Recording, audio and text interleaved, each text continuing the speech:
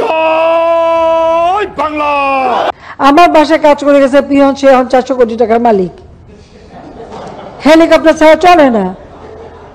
হ্যাঁ, বাস্তব কথা। প্রধানমন্ত্রীর এই বক্তব্যের পর দেশজুড়ে পিয়নকে নিয়ে শুরু হয় তোলপাড়। সবার একটাই প্রশ্ন, কে সেই পিয়ন? সংবাদ সম্মেলনে প্রধানমন্ত্রীর পক্ষ থেকে ওই পিয়নের পরিচয় নিয়ে কোনো ইঙ্গিত দেয়া না হলেও জানা গেছে তার নাম জাহাঙ্গীর আলম ওরফে পানি জাহাঙ্গীর। নোয়াখালীর চাটখিল থানার খিলপাড়া ইউনিয়নে তার বাড়ি। বাবা মৃত রহমত উল্লাহ। সংশ্লিষ্ট সূত্রে জানা গেছে, শেখ হাসিনা বিরোধী দলীয় নেত্রী থাকাকালে সুধাসদনে কাজ করতেন জাহাঙ্গীর।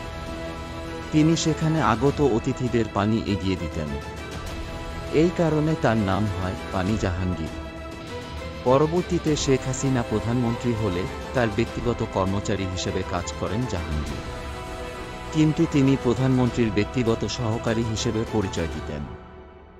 লাইসেন্সকৃত পিস্তল নিয়ে ঘুরতেন। অভিযোগ আছে, বিভিন্ন তদবিরের মাধ্যমে কোটি কোটি টাকা কামিয়েছেন তিনি। নোয়াখালী ও ঢাকায় গড়েছেন বিপুল সম্পদ। এসব অভিযোগের পরিপ্রেক্ষিতে গত বছরের 6 ডিসেম্বর প্রধানমন্ত্রীর কার্যালয় থেকে একটি প্রজ্ঞাপন জারি করা হয়।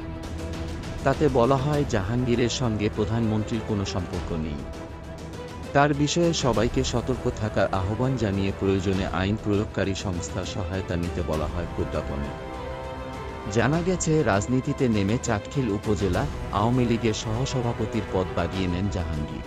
বঙ্গবন্ধুর সৈনিক জননেত্রী শেখ হাসিনার কর্মীরা আজকে ঐক্যবদ্ধ।